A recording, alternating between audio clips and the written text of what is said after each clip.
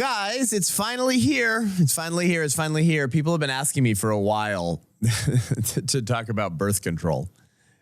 The Catholics, our Catholic friends are going to love me now. I'll be your favorite Protestant. We love to fight with our Catholic brothers and sisters for life. It's the thing that everyone wants to talk about, but no one wants to do it themselves. And it's time to go there. Y'all know Alex Clark, or what her show used to be called Poplitics at Turning Point, the Turning Point USA podcast. She's rebranded her show recently. It's incredible. It's called Culture Apothecary. She had me on for one of her most viral conversations. She just told me actually about you kill your baby. What's the likelihood that you're going to get breast cancer, preterm delivery in a later pregnancy, or mental health problems after you've killed your baby? Like, we went there. And I was like, I got to have this spicy commentator at the Seth Gruber Show. We like to be spicy here, okay? Alex Clark joins me today to talk about the deeply disturbing effects of hormonal birth control. Time to go there, guys. Did you know that it is scientifically proven that, that hormonal birth control makes women attracted to soy boys? I didn't just say that for the hits or the thumbnail or the clickbait. Women who are on hormonal birth control for years and years and years are more attracted to beta males. It's a full-blown war on God's created order, and we are going to bring all of the receipts. Get ready to get triggered.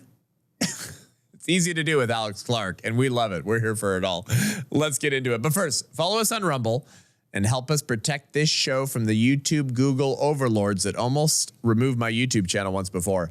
And if you want to join and support what we're doing at the White Rose Resistance, we're launching resistance chapters. We're getting believers out of the pews and outside of abortion centers.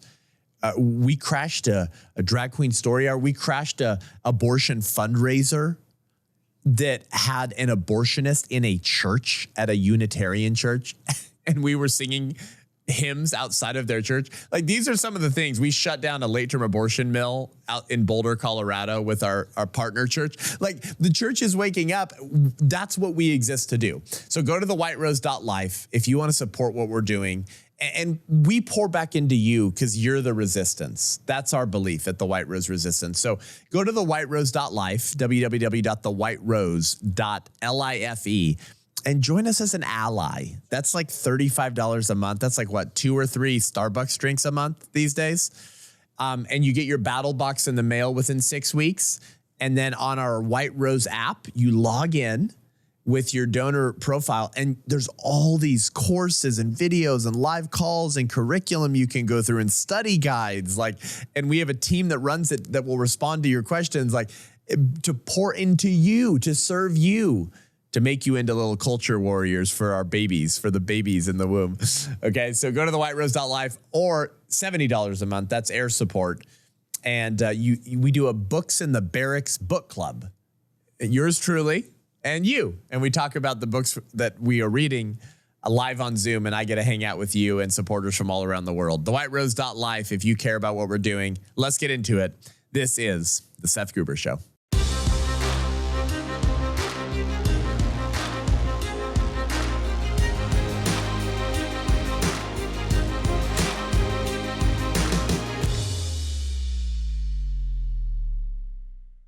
Alex Clark, finally on the show. Here I am. Like, you know, when I was on Culture Apothecary, the amount of just funny, hurtful, hilarious, and like tear-jerking comments and stories, it's just been fun. You know, ever since that, a baby was saved.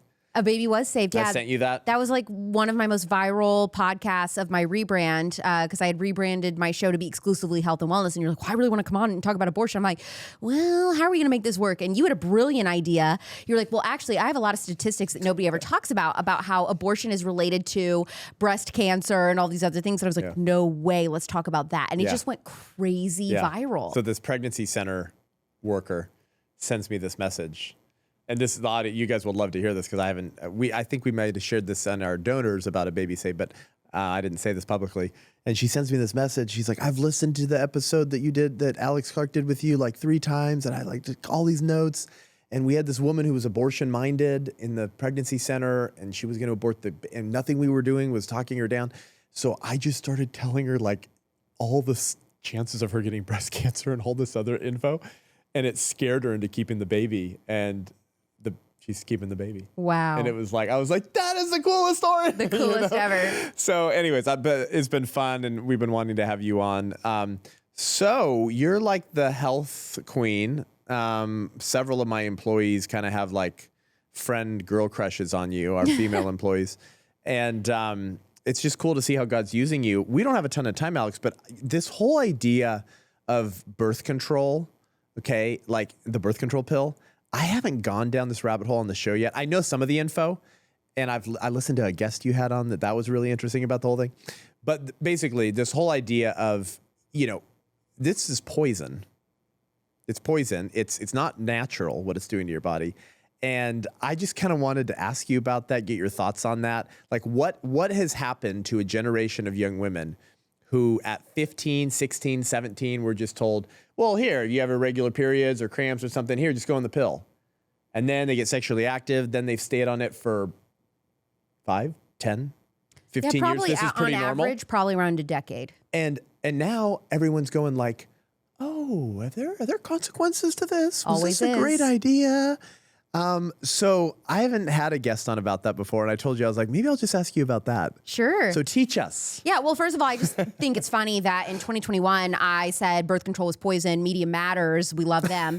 They wrote a hit piece on me and said, like, this is so irresponsible, medical misinformation, people will die, because she's saying medical. People will die. Yeah, because she's saying birth control is poison. And then this week, literally as we're recording, it just came out that there's a massive lawsuit of like hundreds of women suing Pfizer for hiding the fact that a certain birth control now we know is tied to brain tumors. So yes, it is poison.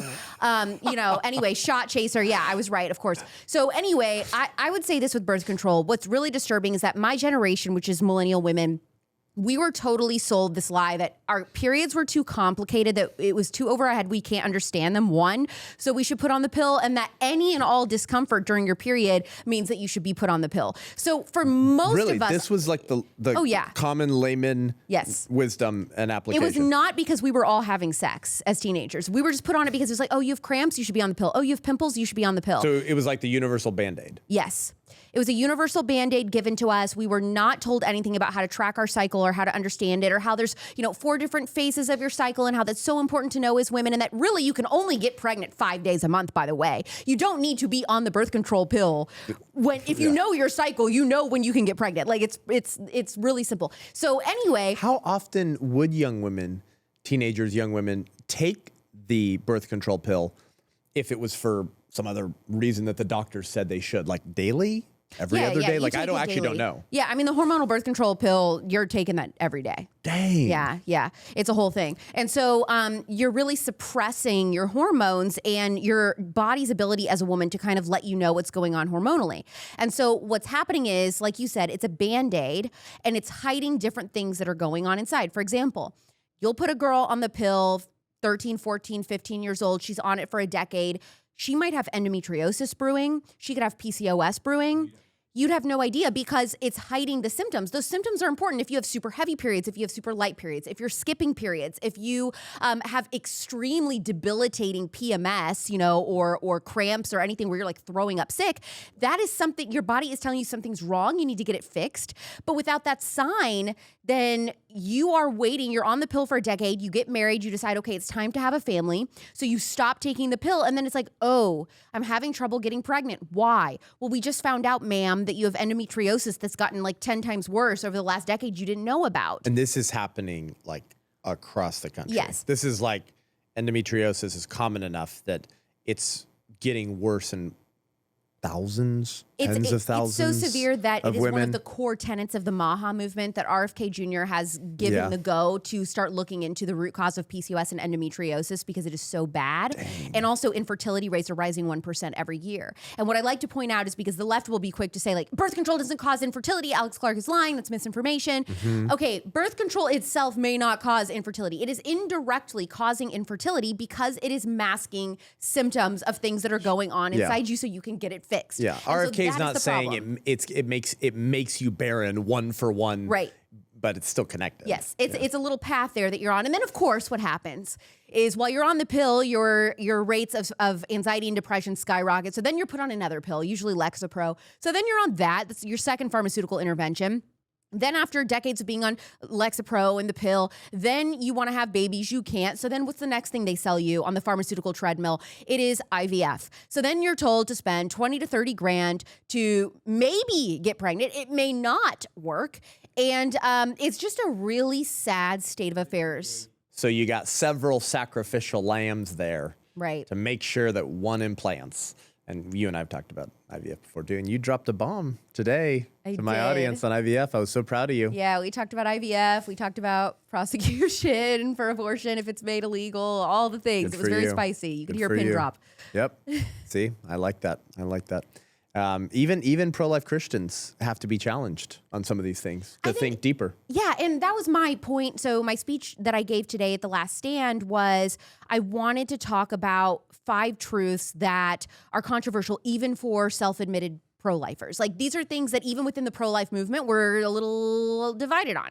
Not everybody in the pro-life movement wants to talk about the ethical, moral gray areas of IVF. Not everybody in the pro-life movement wants to talk about jail time for abortionists or women who get abortions if it's made illegal. Not everybody wants to talk about the birth control pill or daycare, the dangers of daycare for children under 3. I talked about that. And also that if you're pro-life, you shouldn't be feeding your kids poison. And so I talked about what you feed your kids. So we just hit it all. So you shouldn't just give them Captain Crunch every morning? Yeah, you shouldn't do that. And so we called out a bunch of things. It was very spicy, but I've learned a lot from you. Yeah, no, it's super fun, Alex. That's so gnarly to think about. Like I remember even in high school, like girls talking about that.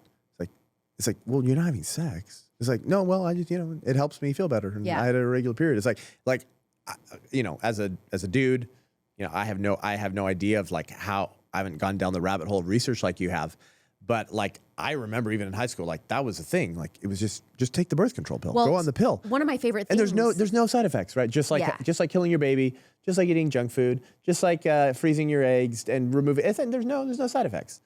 Right. Yeah, that's what we're told. And millions of women and their own personal stories of being on the pill obviously tell a different story. And we're supposed to be believing all women.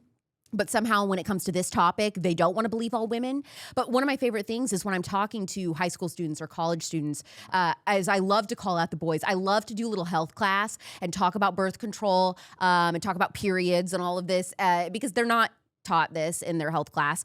And I call out the boys specifically and I'm like, you need to tell your girlfriend to get off birth control and you need to understand a woman's cycle because your relationship's forever, whether it's your high school girlfriend or your wife one day, like they will flourish if you understand. The truth to understanding women is really understanding our cycles. And so I love to talk about that and get them educated on the pill. And what really grabs the attention of these teenage boys is when I say, do you know that your girlfriend is attracted to a different type of man scientifically on the pill versus off? And they're like, well, what do you mean? And I go, oh, just wait.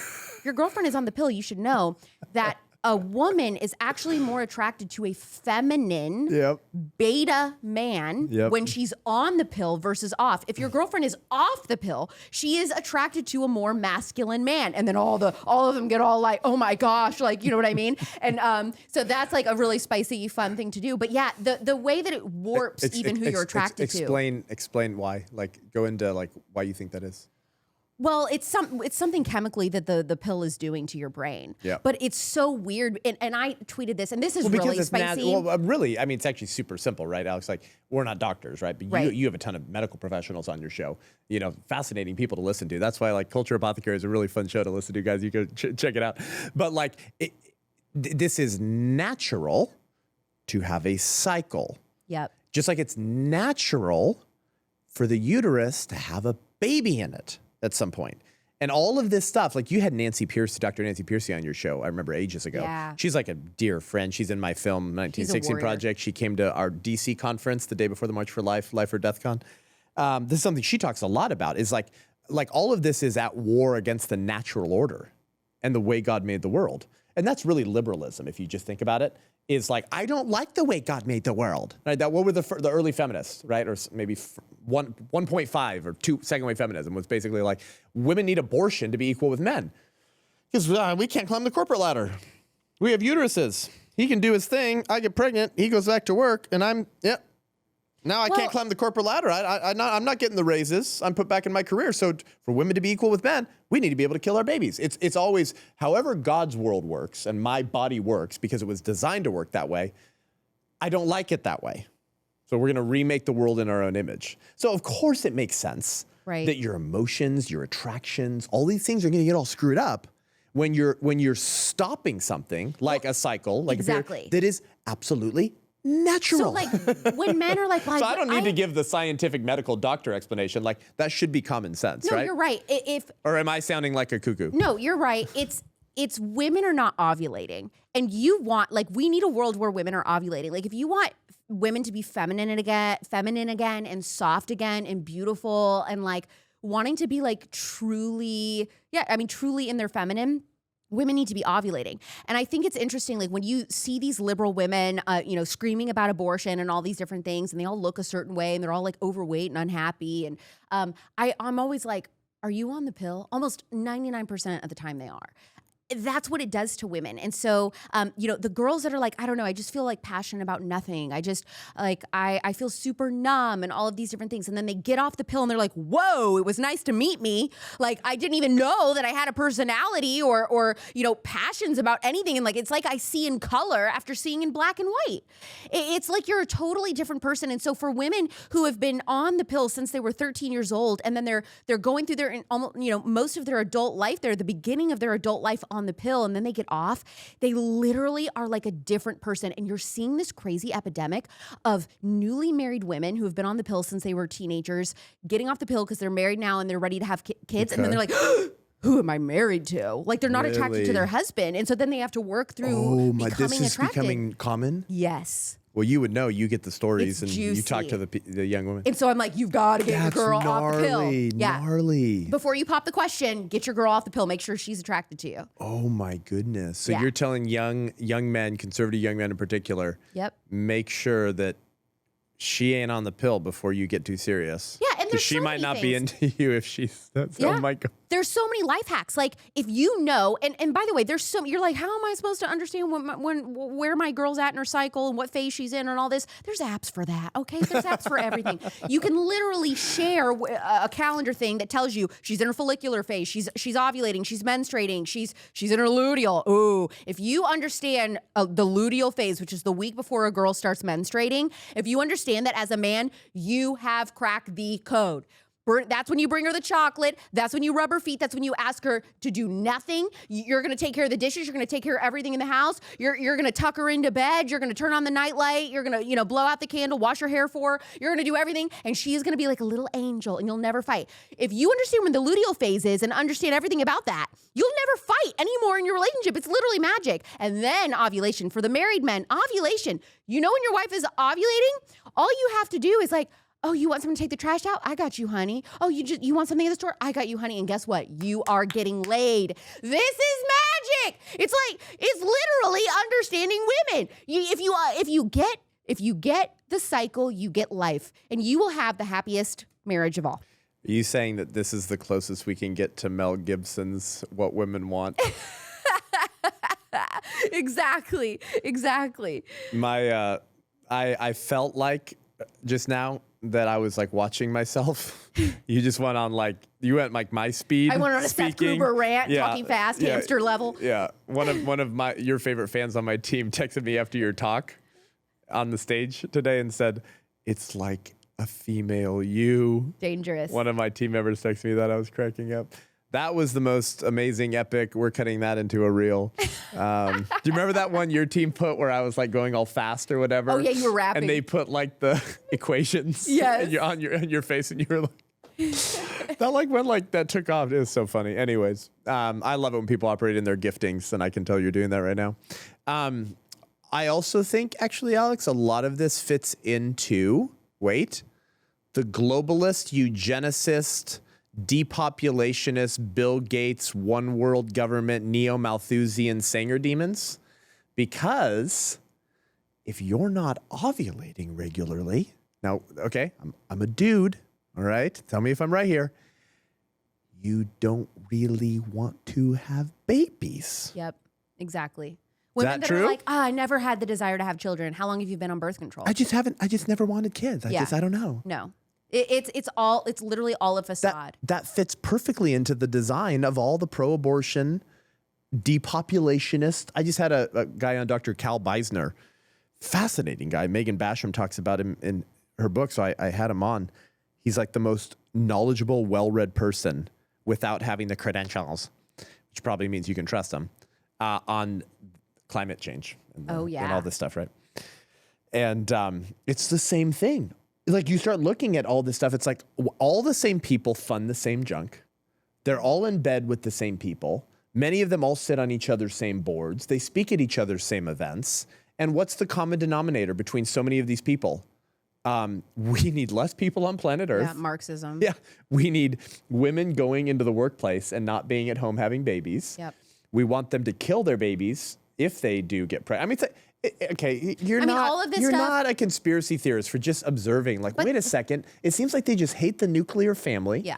They hate Christianity. They don't want us having a ton of babies, and they want us to stay sick. Women were always like, this is a thing that should radicalize you if you are like a typical liberal, is understanding that as a woman, you were always just a product, basically, to pharmaceutical overlords and a cog in the corporate machine. They never cared about you. They didn't care about women's rights. That's why they told you about feminism. That's why they told you you'd be happier in the workforce, because they just wanted another body to exploit in a different way. And then putting you on the pill. I mean, let's just go into the pill, because what I think is fascinating is that when I started talking about the birth control pill on the conservative right and bringing up that it's poison in 2021, every single news outlet slammed me. That's when you started doing it, huh? Yeah, that's when I started talking about this constantly, because I was just blown away. And all of these news outlets, NBC News, Media Matters, all these people were like, this is, Christian nationalism, far-right extremism. I'm like, shut the front door. What are you talking about? You guys were the ones that started this argument. Hello, the Nelson pill hearings.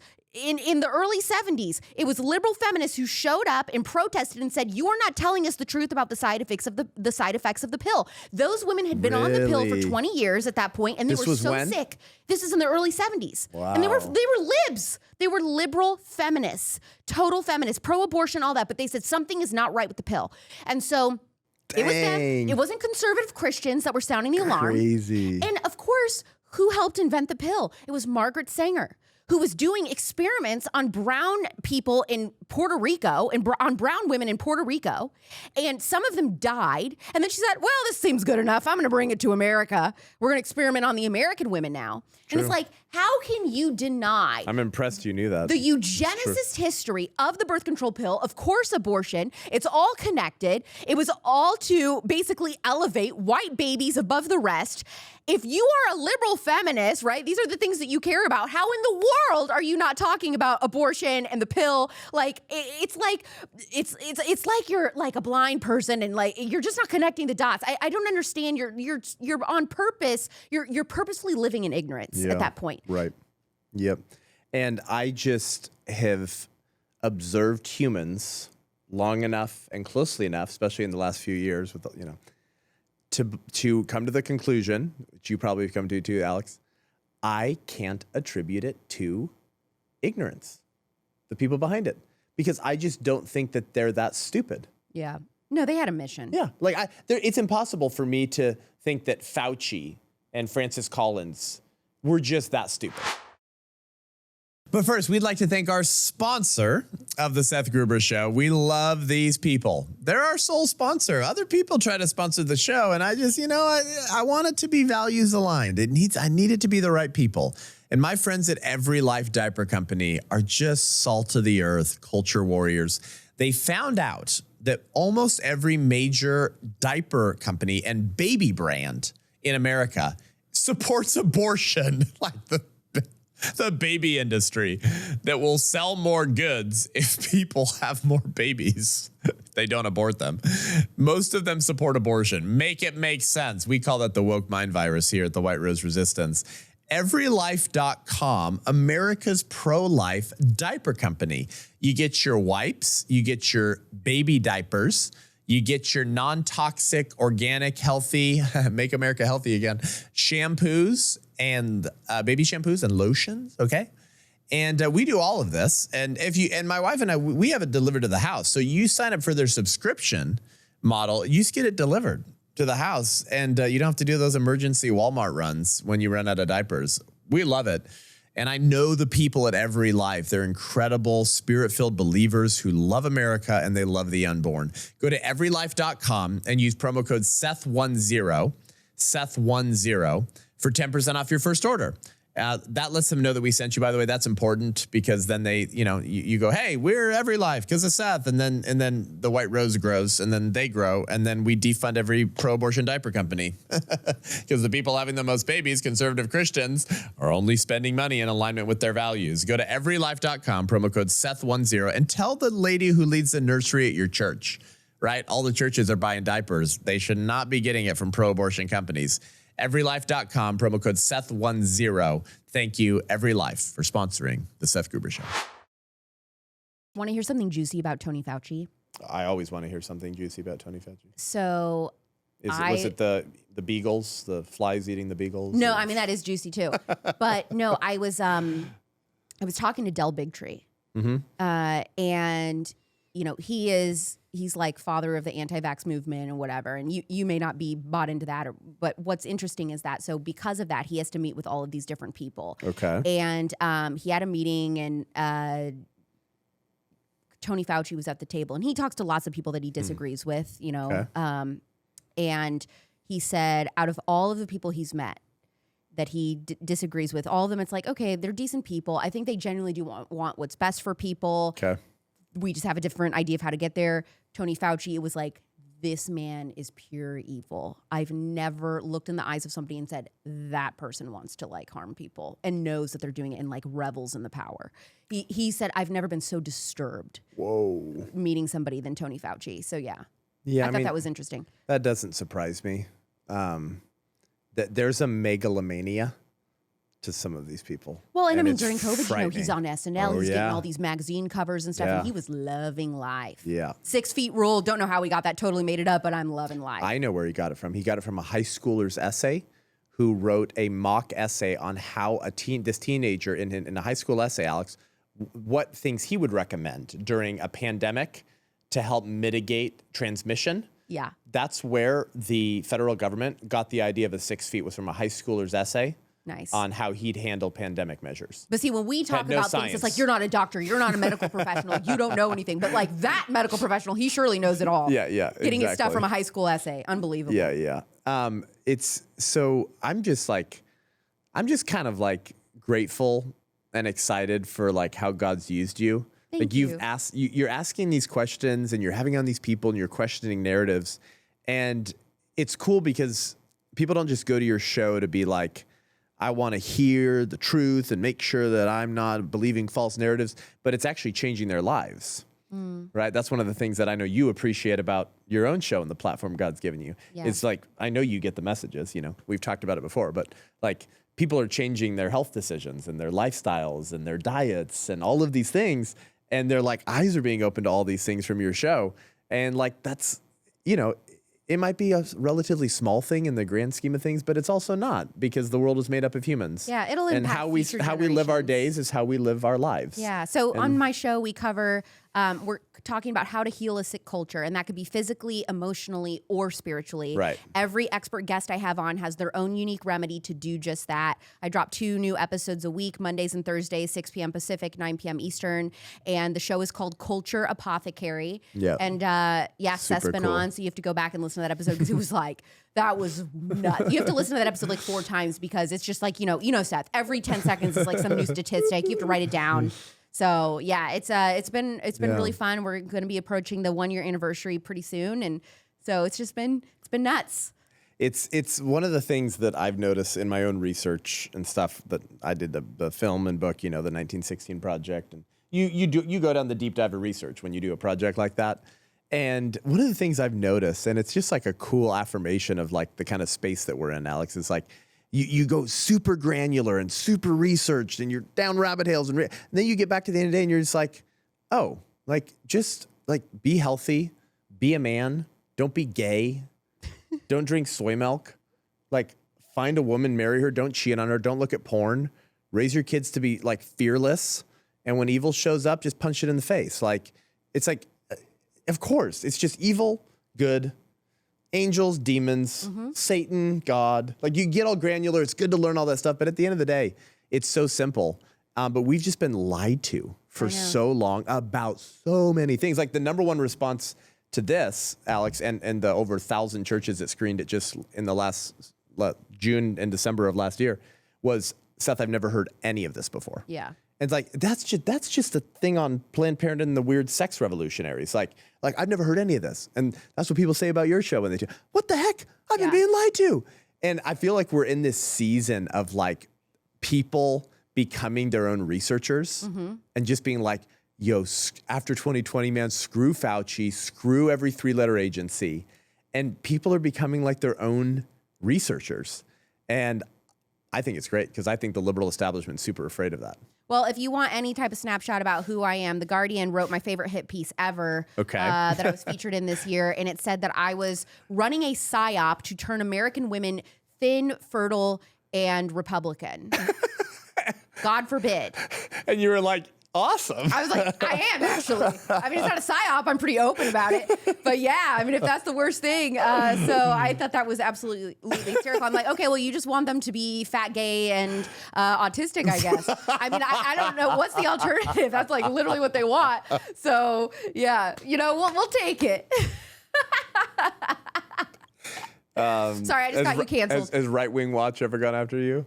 Oh, I'm sure they have. They will now. So yeah. They welcome. clipped me the other day, Alex, and they were like, far right anti-LGBTQ leader. I can't wait for what they say about me. Seth Gruber says Christians should be should have all the political power.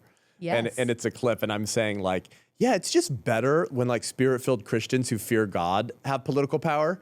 Because like the left like believes in space aliens and that they're not accountable to anyone, whereas a Christian knows that like the way I wield power, I'm going to be accountable one day for how I wield it. So a Christian's just going to do it with fear and trembling. Ooh. So yeah, it's like you could probably trust a spirit-filled, godly, righteous Christian with political power. That's probably just like you should always just have that. Like if we could just have that, that would be so much better. Yep. And they're like, I'm like Christian nationalism. Yep, Same thing they said to you. Guilty as charged. Yeah. So what's been the experience like rebranding the show and talking about more things, and like it feels like your audience has grown. It feels like the show has really exploded. I mean, so many neat opportunities have happened. I got to testify at the Senate with RFK Jr. How was that? On chronic disease. Oh, it was like the most terrifying moment of my life. Really? I said no twice before I did it, and then got talked into it. Yeah. Oh wow. Because I'm not an expert. Like what we were talking about. I'm not a doctor or anything. And I was on there with like Stanford, Harvard doctors and all this. And you're just a podcaster. I'm just a podcaster, which is true. So I just said like, look, I have a podcast. I talk to 25 to 35-year-old women. Every single day. I know what they're going through, and my speech was just about the struggles as a millennial growing up in America, all the lies we were told about health, and then now trying to raise our own kids, and how it's so hard to raise healthy kids in America today because of all these problems that we have. And so that's just what my speech was. It went like triple platinum viral. It's the most viral thing I've ever had on the internet. It was crazy. And Congrats. So that just was that blew earlier the show this up. year? It was September. Okay, right when the rebrand happened. So I just rebranded, and then that happened, and so that just took the show to a new level. Yeah. And so I just got to tour the White House for the first time a couple weeks ago. That was my first time there. Have you been? No. I have never been before, so that was crazy, and just lots of really fun things. So if you've never listened to us, please check us out, because it's the biggest health and wellness podcast. Well, it's top 10 in the world in general, but the number one show on the conservative right, openly conservative health and wellness show. So what if we just like banned the birth control pill? Would like women suddenly be looking for conservative hunks that want to have babies? Like, I've never advocated for a ban of it because I don't care. Is this the way? Here's my thing. Like, I've never said to ban it because I don't think it's necessary. Here's what I think. I think when women know the truth about the pill and the side effects and the risks, they will, on their own, naturally, they will decide not to take it. And we're already seeing that, times 10. It's already happening. So I think if women are just given informed consent, which is not happening in American doctor visits that are 10 minutes long. Yeah. And we need an hour. And that's really why, that's a whole nother conversation is get into the cash pay. But you said RFK is looking at it, right? It's like doing a... He's, I don't know the about birth causes of control. endometriosis, you were saying. Yeah. So I mean, my thing is like you want Dealing the cash with the pay root cause doctors. he's Yeah, looking root at. cause doctors, functional medicine doctors. That's who's going to spend an hour with you going through things and figuring out the root cause of whatever, Because your big thing is like, what do you call it, the pharmaceutical treadmill. They're like, most of these people, they're treating symptoms and putting on Band-Aids, but they don't actually want to deal with the root health problem to get you healthy. Yeah, I mean, right. If you're put on the birth control pill at 13, like I said, then you're going to need an antidepressant. Then you're going to need IVF. I mean, you are setting yourself up to be a customer for life. That's what we are. Again, women have been used and abused by this feminist movement, by the pharmaceutical industry since, say when. So that's the whole psyop. That's By the way, really the psyop. we didn't get into, and we should probably finish, but we didn't get into the birth control thing about like how actually it can sometimes be an abortifacient. Yeah. Right? Because like I meet people all the time, they come up to me, Alex, and they say, my mom was on birth control when she got pregnant with me. So we know that it's not foolproof. No, we know it's not like, there's no guarantee that you're 100% not going to get pregnant while you're on the pill. And so a woman gets pregnant. Well, the birth control, one of the final fail-safes is to actually prevent implantation. Correct. Yeah, it's making it a hostile environment. Mm-hmm. So the left likes to say life begins, it doesn't begin at conception, it begins at implantation. No, it begins at conception. And then within 5 to 7 days, 2 to 7 days or something, this new baby, this new human goes down the fallopian tube and implants in the uterine wall. That's not the beginning of life. That's just implantation. So it could be, we know that it can lead to early abortions, but they'd be so early, it'd be really difficult to get numbers on that, to be able to tell people. So in my years of speaking on pro-life, Alex, I've always told people like, I caution against it just in general, because like, if we believe human life begins at the moment of conception, and then that's actually an eternal soul, like that's a person that's never existed before and will never exist again. We shouldn't even be taking something. Well, again, assuming that you're actually having sex, not that it's just like for, irregular period. Not that that's addressing any root cause, but like if you're doing it to not get pregnant, there is a chance that you could get pregnant. Yeah, and then you have all the side effects. It's like, is that really worth it? That it could prevent implantation, which would be killing the baby early on. So like I've always said to pro-life people, why would you toy with something that could potentially end the life of a baby? Well, so from a pro-life perspective, I've always just said like, it's not worth it. Not if it could end a new distinct human life. But. Well, and the left always wants to be like, oh, well, you're anti-birth control just because you're pro-life. So it's just because you want people to have as many babies as possible and all this. I'm like, okay, there's a lot of things here. I'm not anti-birth control because I'm pro-life necessarily. I'm anti-birth control, period, because I just think there's so many negatives that outweigh the positive. I mean, there's really like no positives at all, honestly. Like, I think there's so many negatives, and it's like, I'm anti-birth control because I'm pro-woman, and then I'm also pro-life because I'm pro-woman. Yeah. So, I'm pro-woman, I'm pro-child, like all of the reasons above, I feel like those things can coexist. And by the way, I think you could be anti-birth control and also not even pro-life necessarily yet. I think you'll come around. Oh, sure. But I think that that's why there's tons of weird liberal health women who have horrible political views. Yeah. But they're all about the health. And that's why. And they're like, so I don't want to be on the, I think talking about the birth control conversation when you're tabling, when you're on college campuses, whatever, the pro-life movement, I think this is such a winning issue. A lot of times if you are tabling and you have, a bunch of stuff and then you also list hormonal birth control, you'll be like, well, what on this list do you agree with? And these pro-abort people, they'll look at the birth control on the list and they'll say, well, I do agree with that. I mean, so I think it's a winning way to get them in. Okay, we agree on this. Let's talk about what else we agree with, and then start the I told you on your show, conversation. that's why I do the health the negative health for the woman from abortion. Yes. Because I know that might be one of my only ways to get a pro-choice woman to go, oh, have I been lied to by Planned Parenthood? Yeah. Have I been used?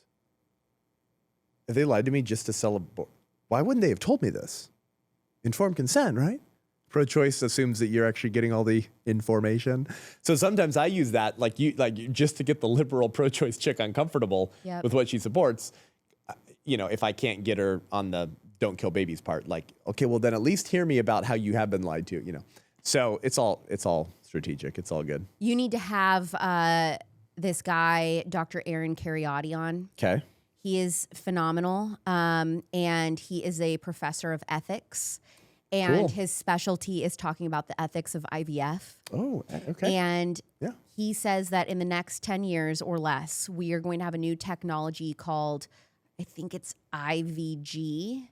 And this is so terrifying. It's basically like you will be able to create a baby now just by swiping the skin cells off like a pillow. Yes, that's right. And create a baby. Yeah. And also the baby, you don't even have to have like a mom and dad. It could be two women, I two know all guys, about just that. skin cells. I just didn't know it was called IVG. Yeah. But yeah, I was just talking with Katie Faust about this. It is. This Have is you the had next Katie thing. on? Yes. Okay, good. Katie and I are friends.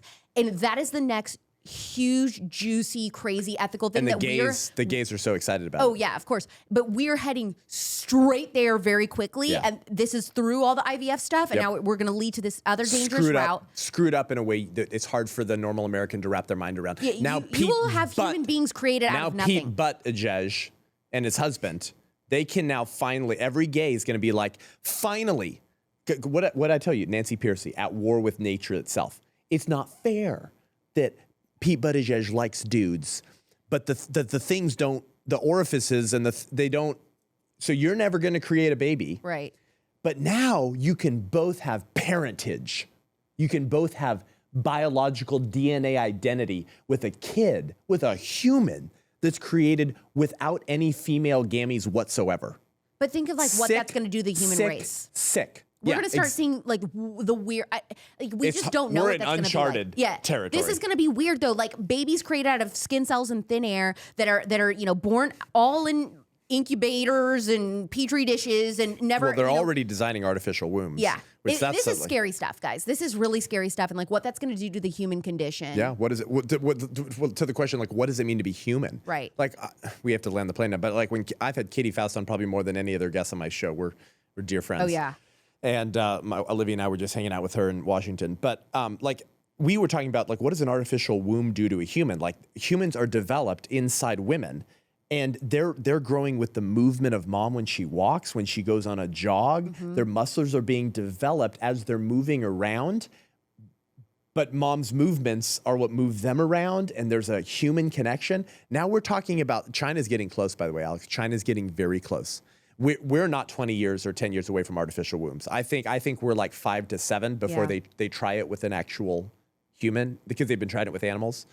And The so, pro-life like, movement needs to catch up because things are going to get real farm weird. factories of embryos of humans. Like, anyways, we probably shouldn't have opened that at the end of the show, but like, it's going to get bad, and Christians need to wake up. Yeah. And I'm just so grateful that you're asking those questions, going into the hard conversations with people, because this is a dystopian world we're going into.